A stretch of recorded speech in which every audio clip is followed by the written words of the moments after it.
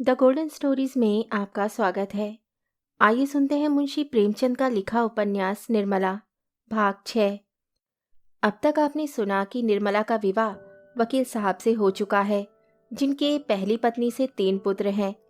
वकील साहब को अपने बड़े पुत्र मनसाराम और अपनी दूसरी पत्नी निर्मला को लेकर मन में शक पैदा हो जाता है।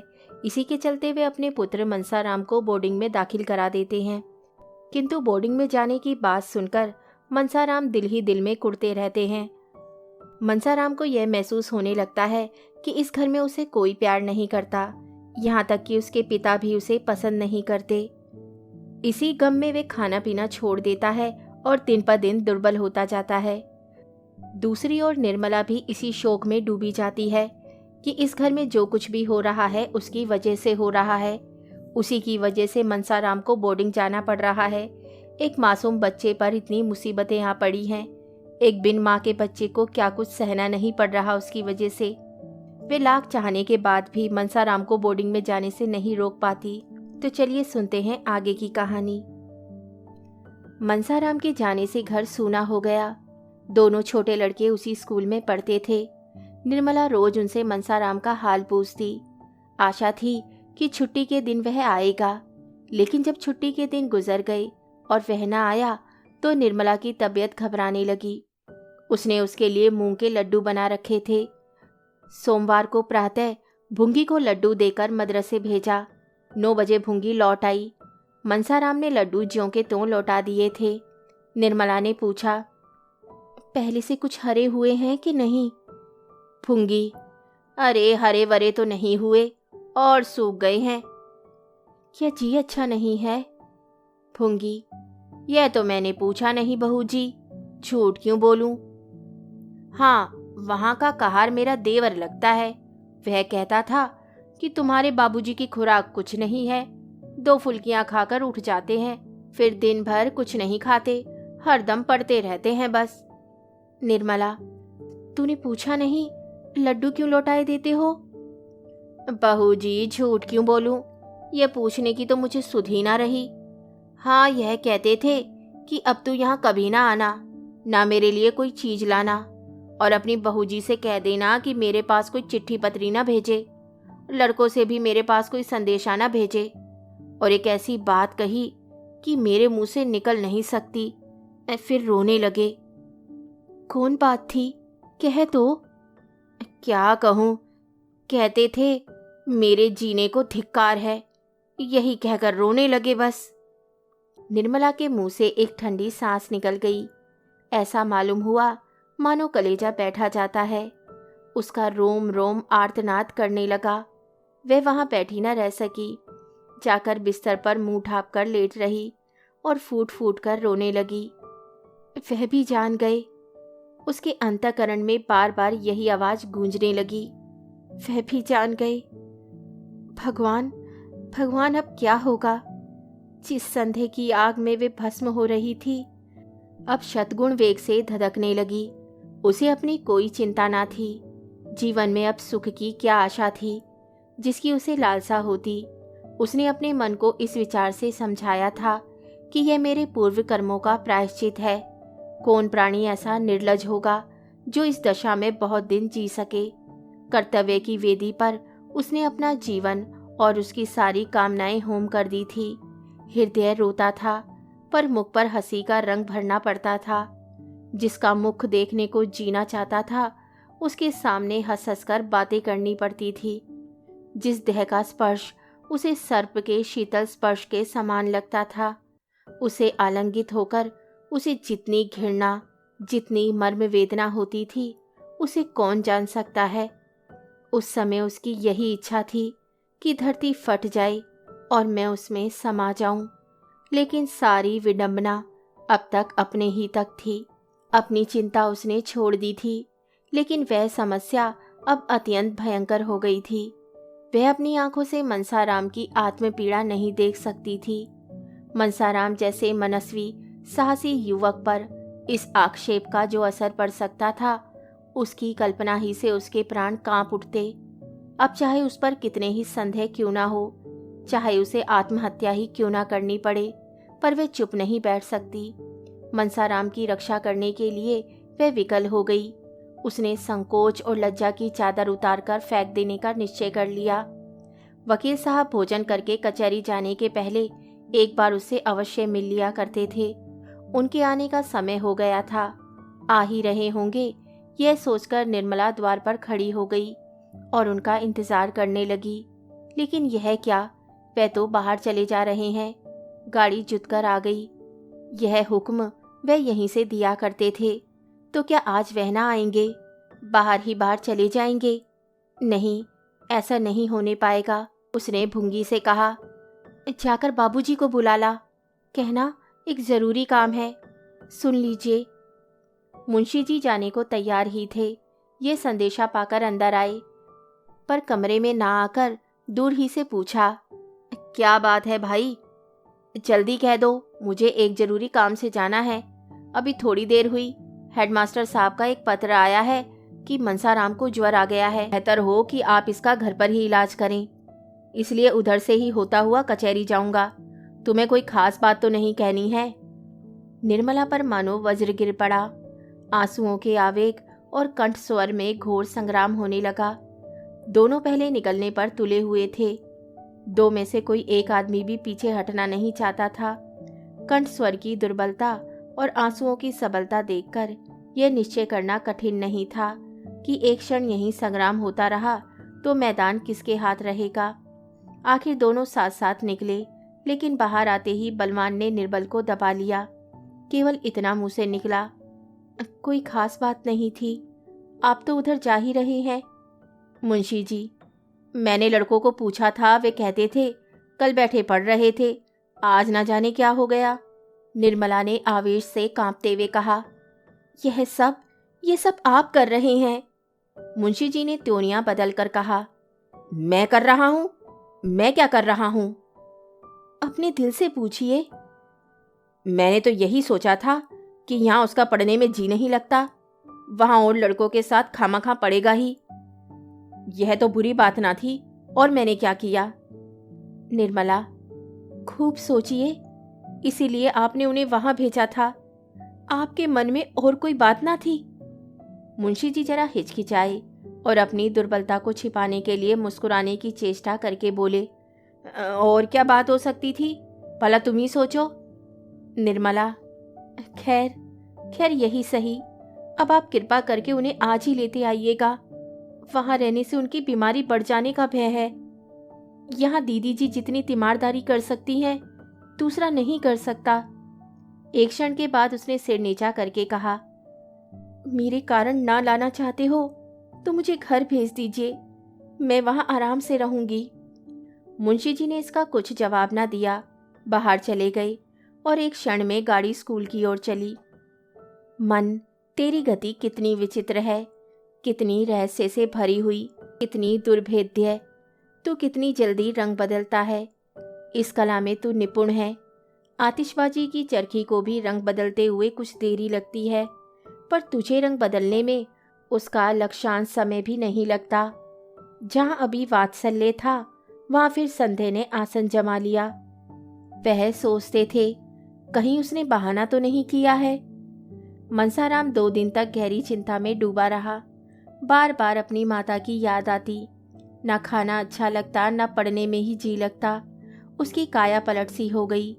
2 दिन गुजर गए और छात्रालय में रहते हुए भी उसने वह काम ना किया जो स्कूल के मास्टरों ने घर से कर लाने को दिया था। परिणाम स्वरूप उसे बेंच पर खड़ा रहना पड़ा।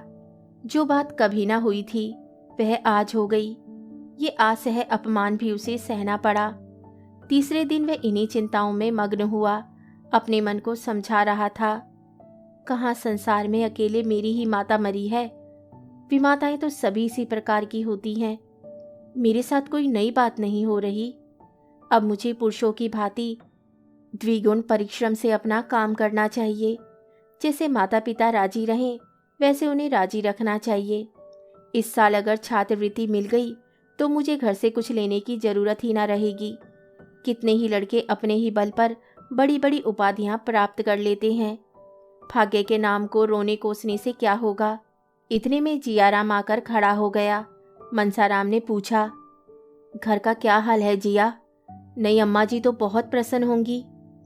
जियाराम, उनके मन का हाल तो मैं नहीं जानता, लेकिन जब से तुम आए हो उन्होंने एक जून भी खाना नहीं खाया। जब देखो तब रोया करती हैं। जब बाबूजी आते हैं तब अलबत्ता हंसने लगती हैं। तुम चले आए तो मैंने भी शाम को अपनी किताबें संभाली। यहीं तुम्हारे साथ रहना चाहता था। फूंगी चुड़ैल ने जाकर अम्मा जी से कह दिया। बाबूजी बैठे थे, उनके सामने ही अम्मा जी ने आकर मेरी किताबें छीन ली और रोकर बोली, तुम भी चले जाओगे तो इस घर में कौन रहेगा? अगर मेरे कारण तुम लोग घर छोड़ छोड़कर भागे जा रहे हो तो लो, मैं ही कहीं चली जाती हूँ। मैं तो झल्लाया हुआ था ही। वहां अब बाबूजी भी ना थे। बिगड़कर बोला, आप क्यों कहीं चली जाएंगी? आपका तो घर है, आप आराम से रहिए। गैर तो हम ही लोग हैं, हम ना रहेंगे तब तो आपको आराम ही आराम होगा।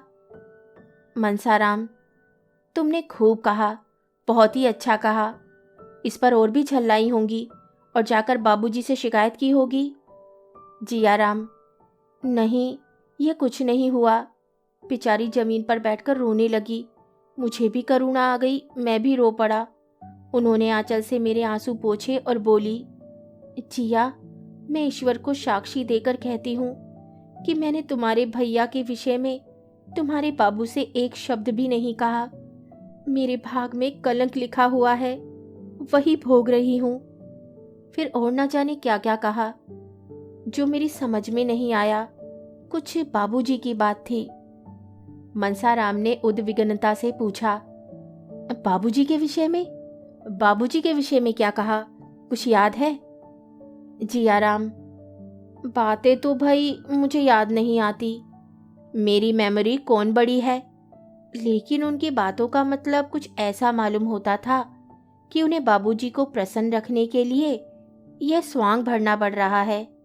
ना जाने धर्म अधर्म की कैसी बातें करती थी जो मैं बिल्कुल ना समझ सका। मुझे तो अब इसका विश्वास आ गया है कि उनकी इच्छा तुम्हें यहाँ भेजने की ना थी। मनसाराम, तुम इन चालों का मतलब नहीं समझ सकते, ये बड़ी गहरी चालें हैं। जियाराम, तुम्हारी समझ में होगी, मेरी समझ में नहीं है। मनसाराम, जब तुम ज्योमेट्री नहीं समझ सकते तो इन बातों को क्या समझ सकोगे? उस रात को जब मुझे खाना खाने के लिए बुलाने आई थी और उनके आग्रह पर मैं जाने को तैयार भी हो गया था, उस वक्त बाबूजी को देखते ही उन्होंने जो कैंडा बदला वह क्या मैं कभी भी भूल सकता हूँ? जियाराम, यही बात मेरी समझ में नहीं आती। अभी कल ही मैं यहाँ से गया तो लगी तुम्हारा हाल पूछने। मैंने कहा, वह तो कहते थे कि अब कभी इस घर में कदम न रखूंगा। मैंने कुछ झूठ तो कहा नहीं। तुमने मुझसे कहा ही था। इतना सुनना था कि फूट फूट कर रोने लगी। मैं दिल में बहुत पछताया कि कहाँ से कहाँ मैंने ये बात कह दी। बार बार यही कहती थी, क्या वे मेरे कारण घर छोड़ देंगे? मुझसे इतना नाराज हैं। चले गए और मुझसे मिले तक नहीं। खाना तैयार था, खाने तक नहीं आए। हाय, मैं क्या बताऊं किस विपत्ति में हूँ। इतने में बाबूजी आ गए। बस तुरंत आंखें पोंछकर मुस्कुराती हुई उनके पास चली गई। यह बात मेरी समझ में नहीं आती। आज मुझे बड़ी मिन्नत की कि उनको साथ लेते आना। आज मैं तुम्हें खींच ले चलूंगा। 2 दिन में वे कितनी दुर्बल हो गई हैं, तुम्हें यह देखकर उन पर दया आएगी। तो चलोगे ना? मनसाराम ने कुछ जवाब न दिया। उनके पैर कांप रहे थे।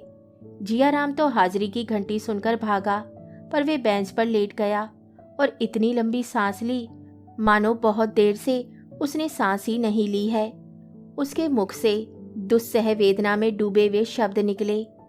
हाय ईश्वर, इस नाम के सिवा उसे अपना जीवन निराधार मालूम होता था। इस एक उच्छ्वास में कितना नैराश्य था, कितनी संवेदना, कितनी करुणा, कितनी दीन प्रार्थना भरी हुई थी। इसका कौन अनुमान कर सकता है? अब सारा रहस्य उसकी समझ में आ रहा था और बार बार उसका पीड़ित हृदय आर्तनाद कर रहा था। हाय ईश्वर, इतना घोर कलंक! क्या जीवन में इससे बड़ी विपत्ति की कल्पना की जा सकती है? क्या संसार में इससे घोरतम नीचता की कल्पना हो सकती है? आज तक किसी पिता ने अपने पुत्र पर इतना निर्दयी कलंक न लगाया होगा, जिसके चरित्र की सभी प्रशंसा करते थे, जो अन्य युवकों के लिए आदर्श समझा जाता था, जिसने कभी अपवित्र विचारों को अपने पास नहीं फटकने दिया, उसी पर ये घोरतम कलंक। मनसाराम को ऐसा मालूम हुआ मानो उसका दिल फटा जाता है। दूसरी घंटी भी बज गई। लड़के अपने अपने कमरे में गए, पर मनसाराम हथेली पर गाल रखे अनिमेष नेत्रों से भूमि की ओर देख रहा था, मानो उसका सर्वस्व जलमग्न हो गया हो, मानो वे किसी को मुंह ना दिखा सकता हो। स्कूल में गैर हाजिरी हो जाएगी, जुर्माना हो जाएगा, इसकी उसे चिंता नहीं। जब उसका सर्वस्व लुट गया तो अब इन छोटी छोटी बातों का क्या भय। इतना बड़ा कलंक लगने पर भी जीता हूं तो मेरे जीने पर धिक्कार है। उसी शोकातिरेक दशा में वह चिल्ला पड़ा, माताजी, माताजी, तुम कहाँ हो? तुम्हारा बेटा, जिस पर तुम प्राण देती थी, जिसे तुम अपने जीवन का आधार समझती थी, आज घोर संकट में है। उसी का पिता उसकी गर्दन पर छुरी फेर रहा है। हाय माता, तुम हो। मनसाराम फिर शांत चित्त से सोचने लगा, मुझ पर यह संदेह क्यों हो रहा है, इसका क्या कारण है? मुझ में ऐसी कौन सी बात उन्होंने देखी जिससे उन्हें यह संदेह हुआ? वे हमारे पिता हैं, मेरे शत्रु नहीं हैं, तो अनायास ही मुझ पर यह अपराध लगाने बैठ जाएं। जरूर उन्होंने कोई ना कोई बात देखी या सुनी है। उनका मुझ पर कितना स्नेह था, मेरे बगैर भोजन ना करते थे, वही मेरे शत्रु हो जाएं, यह बात अकारण नहीं हो सकती। अच्छा, इस संदेह का बीजारोपण किस दिन हुआ? मुझे बोर्डिंग हाउस में ठहराने की बात तो पीछे की है। उस दिन रात को वे मेरे कमरे में आकर मेरी परीक्षा लेने लगे थे। उसी दिन उनकी त्योरियां बदली हुई थी। उस दिन ऐसी कौन सी बात हुई जो अप्रिय लगी हो? मैं नई अम्मा से कुछ खाने को मांगने गया था। बाबूजी उस समय वहां बैठे थे। हाँ, अब याद आती है, उसी वक्त उनका चेहरा तमतमा गया था। उसी दिन से नई अम्मा ने मुझसे पढ़ना छोड़ दिया। अगर मैं जानता कि मेरा घर में आना जाना, अम्मा जी से कुछ कहना सुनना और उन्हें पढ़ाना लिखाना पिताजी को बुरा लगता है, तो आज क्यों ये नौबत आती? और नई अम्मा, उन पर क्या बीत रही होगी? मनसाराम ने अब तक निर्मला की ओर ध्यान नहीं दिया था। निर्मला का ध्यान आते ही उसके रोए खड़े हो गए। हाय, उनका सरल स्नेहशील हृदय ये आघात कैसे सह सकेगा? मैं कितने भ्रम में था। मैं उनके स्नेह को कौशल समझता था। मुझे क्या मालूम था कि उन्हें पिताजी का भ्रम शांत करने के लिए मेरे प्रति इतना कटु व्यवहार करना पड़ता है। मैंने उन पर कितना अन्याय किया है। उनकी दशा तो मुझसे भी खराब हो रही होगी। मैं तो यहाँ चला आया, मगर वह कहाँ जाएंगी? जिया कहता था, उन्होंने 2 दिन से भोजन नहीं किया, हरदम रोया करती हैं। कैसे जाकर समझाऊं? वे इस अभागे के पीछे क्यों अपने सिर ये विपत्ति ले रही हैं? वे बार बार मेरा हाल पूछती हैं, क्यों बार बार मुझे बुलाती हैं? कैसे कह दूं कि माता, मुझे तुमसे जरा भी शिकायत नहीं, मेरा दिल तुम्हारी तरफ से साफ है। वे अब भी बैठी रो रही होंगी। कितना बड़ा अनर्थ है, कितना बड़ा। बाबूजी को ये क्या हो रहा है? क्या इसीलिए विवाह किया था? एक बालिका की हत्या करने के लिए ही उसे लाए थे? इस कोमल पुष्प को मसल डालने के लिए ही तोड़ा था? उनका उद्धार कैसे होगा? उस निरापराधनी का मुख कैसे उज्जवल होगा? उन्हें केवल मेरे साथ स्नेह का व्यवहार करने के लिए यह दंड दिया जा रहा है। उनकी सज्जनता का उन्हें यह उपहार मिल रहा है। मैं उन्हें इस प्रकार निर्दयी आघात सहते देखकर बैठा रहूंगा? अपनी मान रक्षा के लिए ना सही, उनकी आत्मरक्षा के लिए इन प्राणों का बलिदान करना पड़ेगा। इसके सिवाय उद्धार का कोई उपाय नहीं। दिल में कैसे कैसे अरमान थे, वे सब खाक में मिला देने होंगे। एक सती पर संदेह किया जा रहा है और मेरे कारण। मुझे अपनी प्राणों से उनकी रक्षा करनी होगी। यही मेरा कर्तव्य है। इसी में सच्ची वीरता है। माता, मैं अपने रक्त से इस काली माँ को धो दूंगा। इसी में मेरा और तुम्हारा दोनों का कल्याण है। वे दिन भर इन्हीं विचारों में डूबा रहा। शाम को उसके दोनों भाई आकर घर चलने के लिए आग्रह करने लगे। सियाराम, चलते क्या नहीं? मेरे भैया जी, चले चलो ना। मनसाराम, मुझे फुर्सत नहीं है कि तुम्हारे कहने से चला चलूं। जियाराम, आखिर कल तो इतवार है ही। मनसाराम, इतवार को भी काम है। जियाराम, अच्छा, कल आओगे ना? नहीं, कल मुझे एक मैच में जाना है। अम्मा जी मूंग के लड्डू बना रही है, ना चलोगे तो एक भी ना पाओगे। हम तुम मिल के खा जाएंगे। जिया इन्हें ना देंगे। जियाराम, भैया, अगर तुम कल ना गए तो शायद अम्मा जी यहीं चली आए। सच? नहीं, ऐसा क्यों करेंगी? यहाँ आई तो बड़ी परेशानी होगी। तुम कह देना वे कहीं मैच देखने गए हैं। जियाराम, मैं झूठ क्यों बोलने लगा? मैं कह दूंगा वे मुंह फुलाए बैठे थे। देख ले उन्हें साथ लाता हूं कि नहीं। सियाराम, हम कह देंगे कि आज पढ़ने नहीं गए, पड़े पड़े सोते रहे। मनसाराम ने इन दूतों से कल आने का वादा करके गला छुड़ाया। जब दोनों चले गए तो फिर चिंता में डूबा। रात भर उसे करवटें बदलते गुजरी। छुट्टी का दिन भी बैठे बैठे कट गया। उसे दिन भर शंका होती रही कि कहीं अम्मा जी सचमुच न चली आएं। किसी गाड़ी की खड़खड़ाहट सुनता तो उसका कलेजा धक धक करने लगता। कहीं आ तो नहीं गई? छात्रालय में एक छोटा सा औषधालय था। एक डॉक्टर साहब संध्या समय 1 घंटे के लिए आ जाया करते थे। अगर कोई लड़का बीमार होता तो उसे दवा देते। आज वे आए तो मनसाराम कुछ सोचता हुआ उनके पास जाकर खड़ा हो गया। वे मनसाराम को अच्छी तरह जानते थे।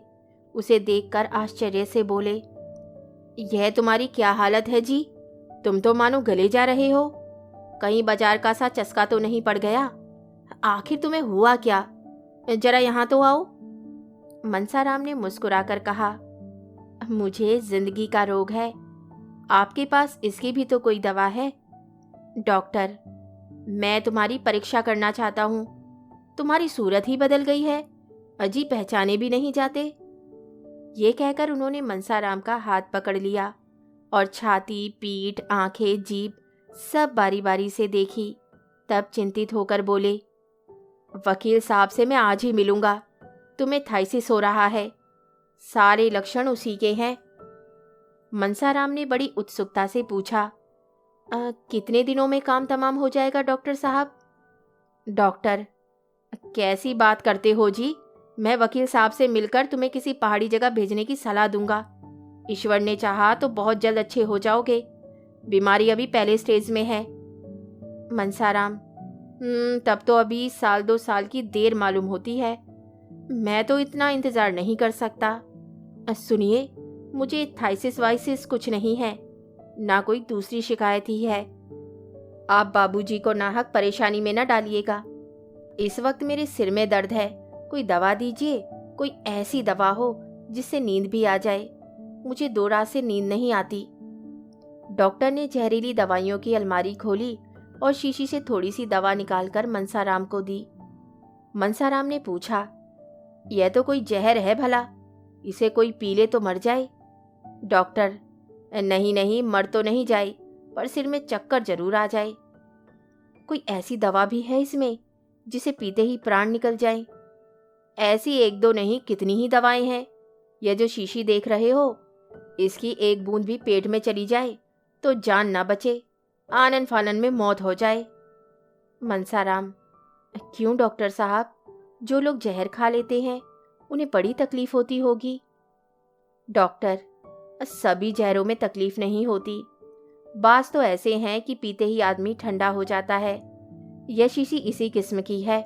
इसे पीते ही आदमी बेहोश हो जाता है, फिर उसे होश नहीं आता। मनसाराम ने सोचा, तब तो प्राण देना बहुत आसान है, फिर क्यों लोग इतना डरते हैं? यह शीशी कैसे मिलेगी? अगर दवा का नाम पूछकर शहर के किसी दवा फरोश से लेना चाहूं तो वह कभी ना देगा। इसे मिलने में कोई दिक्कत नहीं। यह तो मालूम हो गया कि प्राणों का अंत बड़ी आसानी से किया जा सकता है। मनसाराम इतना प्रसन्न हुआ मानो कोई इनाम पा गया हो। उसके दिल पर से बोझ सा हट गया। चिंता की मेघ राशि जो सिर पर मंडरा रही थी छिन भिन हो गई। महीनों बाद आज उसे मन में एक स्फूर्ति का अनुभव हुआ। लड़के थिएटर देखने जा रहे थे। निरीक्षक से आज्ञा ले ली थी। मनसाराम भी उनके साथ थिएटर देखने चला गया। ऐसा खुश था मानो उससे ज्यादा सुखी जीव संसार में कोई नहीं है। थिएटर में नकल देखकर तो वे हंसते हंसते लोट हो गया। बार बार तालियां बजाने और वंस मोर की हाक लगाने में पहला नंबर उसी का था। गाना सुनकर वे मस्त हो जाता था और ओ हो करके चिल्ला उठता था। दर्शकों की निगाहें बार बार उसकी तरफ उठ जाती थीं। थिएटर के पात्र भी उसी की ओर ताकते थे। यह जानने को उत्सुक थे कि कौन महाशय इतने रसिक और भावुक हैं। उसके मित्रों को उसकी उच्च श्रृंखलता पर आश्चर्य हो रहा था। वे बहुत ही शांतचित्त गंभीर स्वभाव का युवक था। आज वे क्यों इतना हास्यशील हो गया है? क्यों उसके विनोद का पारावार नहीं है? 2 बजे रात को थिएटर से लौटने पर भी उसका हास्योन्माद कम नहीं हुआ। उसने एक लड़के की चारपाई उलट दी, कई लड़कों के कमरे के द्वार बाहर से बंद कर दिए और उन्हें भीतर से खटखट करते सुनकर हंसता रहा। यहाँ तक कि छात्रालय के अध्यक्ष महोदय की करी नींद भी शोरगुल सुनकर खुल गई और उन्होंने मनसाराम की शरारत पर खेद प्रकट किया। कौन जानता है कि उसके अंतःस्थल में कितनी भीषण क्रांति हो रही है। संदेह के निर्दयी आघात ने उसकी लज्जा और आत्मसम्मान को कुचल डाला है। उसे अपमान और तिरस्कार का लेश मात्र भी भय नहीं है। यह विनोद नहीं, उसकी आत्मा का करुण विलाप है। जब और सब लड़के सो गए तो वह भी चारपाई पर लेटा, लेकिन उसे नींद नहीं आई। एक क्षण के बाद वह बैठा और अपनी सारी पुस्तकें बांधकर संदूक में रख दी। जब मरना ही है तो पढ़कर क्या होगा? जिस जीवन में ऐसी ऐसी बाधाएं हैं, ऐसी ऐसी यातनाएं हैं, उससे मृत्यु कहीं अच्छी। यह सोचते सोचते तड़का हो गया। 3 रात से वह एक क्षण भी ना सोया था। इस वक्त वह उठा तो उसके पैर थरथर कांप रहे थे और सिर में चक्कर सा आ रहा था। आंखें जल रही थी और शरीर के सारे अंग स्थिर हो रहे थे। दिन चढ़ता जाता था और उसमें इतनी शक्ति भी ना थी कि उठकर मुंह हाथ धो ले। एकाएक उसने भुंगी को रुमाल में कुछ लिए हुए एक कहार के साथ आते देखा। उसका कलेजा सन रह गया। हाय हाय ईश्वर, वे आ गई। अब क्या होगा? भुंगी अकेले नहीं आई होगी, पग्गी जरूर बाहर खड़ी होगी। कहाँ तो उससे उठा भी ना जाता था, कहाँ भुंगी को देखते ही दौड़ा और घबराई हुई आवाज में बोला, अम्मा भी आई हैं क्या रे? जब मालूम हुआ कि अम्मा जी नहीं आई तब उसका चित्त शांत हुआ। भुंगी ने कहा, भैया तुम कल गए नहीं, बहू जी तुम्हारी राह देखती रह गईं। उनसे क्यों रूठे हो भैया? कहती हैं मैंने उनकी कुछ भी शिकायत नहीं की है। मुझसे आज रोकर कहने लगी, उनके पास ये मिठाई लेती जा और कहना मेरे कारण क्यों घर छोड़ दिया है, कहाँ रख दूं ये थाली? मनसाराम ने रुखाई से कहा, यह थाली अपने सिर पर पटक दे चुड़ैल। वहां से चली है मिठाई लेकर। खबरदार जो फिर कभी इधर आई, सौगात लेकर चली है। जाकर कह देना मुझे उनकी मिठाई नहीं चाहिए। जाकर कह देना तुम्हारा घर है, तुम रहो। वहां वे बड़े आराम से हैं, खूब खाते हैं और मौज करते हैं। सुनती है? बाबूजी के मुंह पर कहना, समझ गई? मुझे किसी का डर नहीं है और जो करना चाहे कर डाले, जिससे दिल में कोई अरमान न रह जाए। कहें तो इलाहाबाद, लखनऊ, कलकत्ता चला जाऊं। मेरे लिए जैसे बनारस वैसे दूसरा शहर। यहाँ क्या रखा है? भुंगी, भैया मिठाई रख लो, नहीं रो रो कर मर जाएगी। सच मानो रो रो कर मर जाएगी वह। मनसाराम ने आंसुओं के उठते हुए वेग को दबाकर कहा, मर जाएगी मेरी बला से। कौन मुझे बड़ा सुख दे दिया है जिसके लिए पछताऊं? मेरा तो उन्होंने सर्वनाश कर दिया।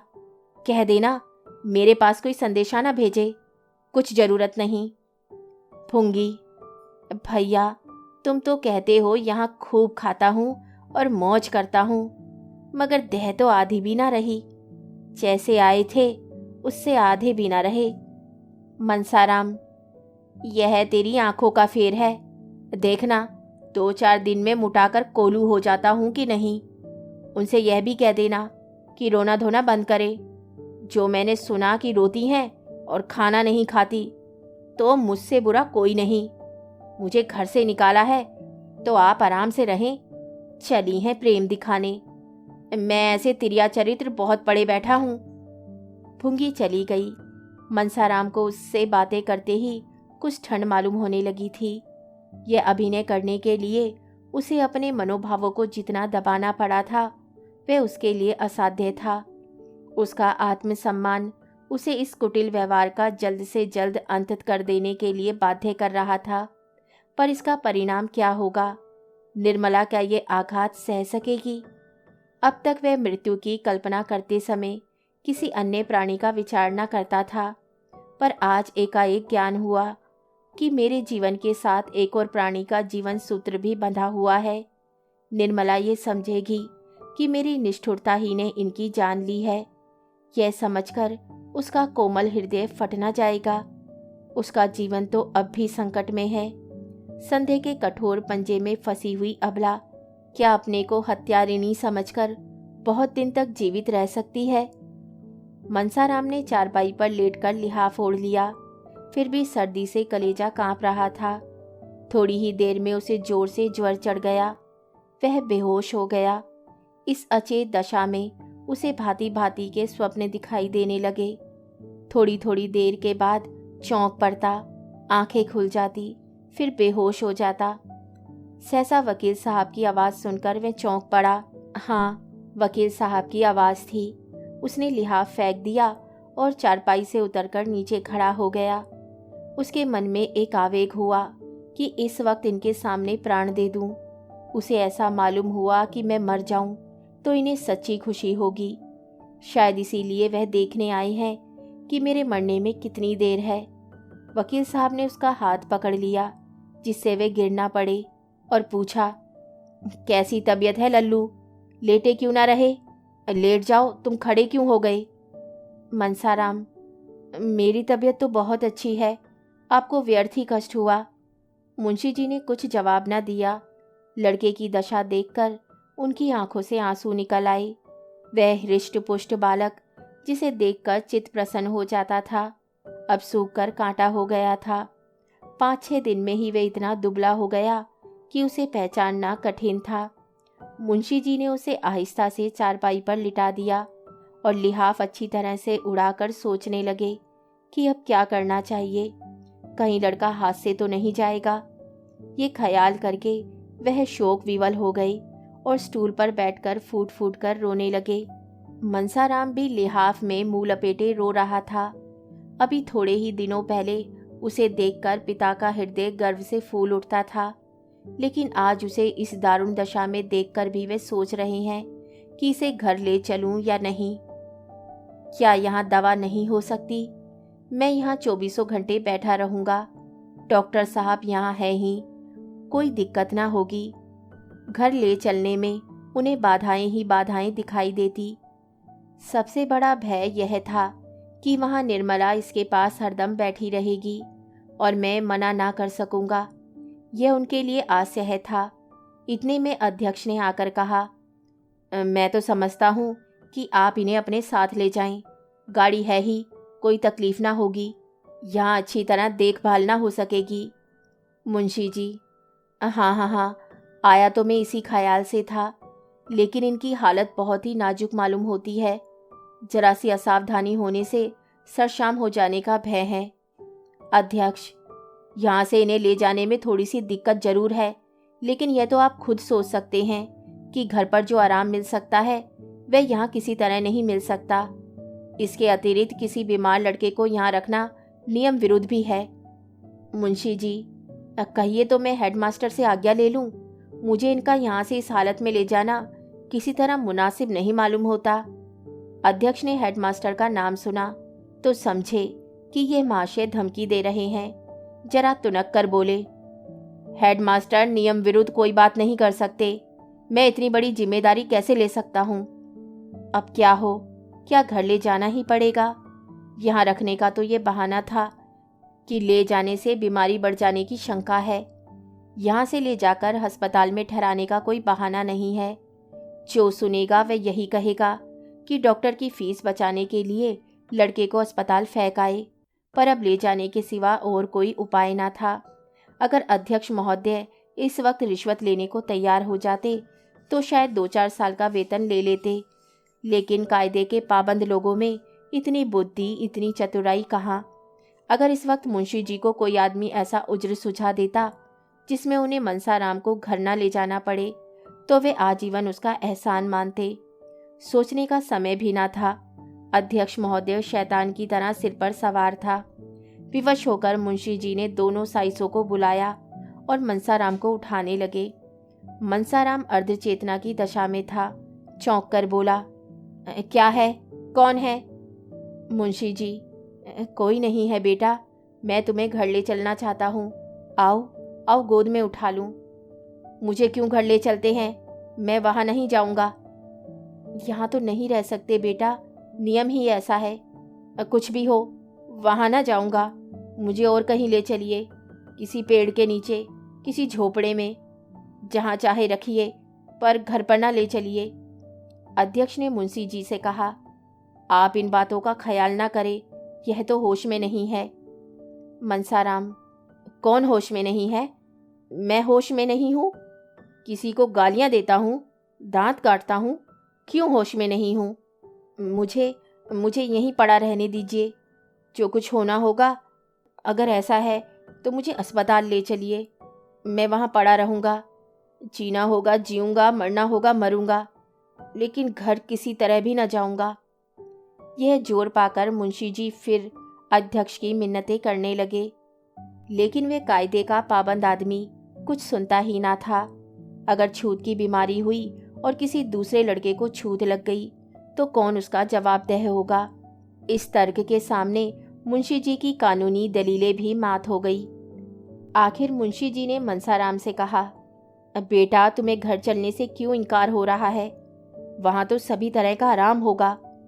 मुंशी जी ने कहने को तो ये बात कह दी, लेकिन डर रहे थे कहीं सचमुच मनसाराम चल लेने पर राजी ना हो जाए। मनसाराम को अस्पताल में रखने का कोई बहाना खोज रहे थे और उसकी जिम्मेदारी मनसाराम ही के सिर पर डालना चाहते थे। ये अध्यक्ष के सामने की बात थी। वे इस बात के साक्षी दे सकते थे कि मनसाराम अपनी जिद से अस्पताल जा रहा है। मुंशी जी का इसमें लेश मात्र भी दोष नहीं है। मनसाराम ने झल्ला कर कहा, नहीं नहीं नहीं, 100 बार नहीं, मैं घर नहीं जाऊंगा।